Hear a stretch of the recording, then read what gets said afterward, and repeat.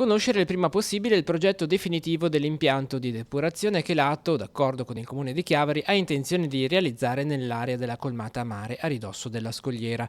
Lo chiede in una lettera inviata anche alla Regione Liguria e al comitato Giù le Mani dal fiume Entella, ribadendo la contrarietà a quel tipo di impianto e alla sua collocazione. L'ipotesi caldeggiata è quella di un potenziamento dei due impianti esistenti a Chiavari e Lavagna. L'associazione vuole una maggiore trasparenza nella gestione della pratica e, se sarà quella la strada percorsa, che vengano effettuate tutte le verifiche ambientali previste dalla legge. Diciamo che le difese a mare innanzitutto determinano un'ulteriore alterazione dell'andamento delle correnti del Golfo del Tigullio che andrebbero studiate per poterne preventivamente valutare gli effetti e quindi l'incidenza.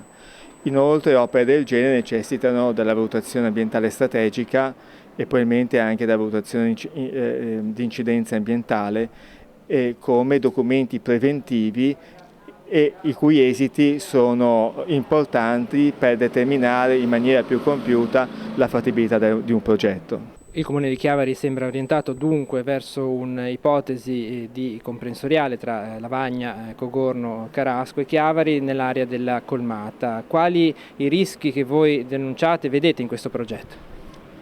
Basta pensare alla mareggiata di un anno fa, cosa è successo con i depuratori di Santa Margherita e di Recco.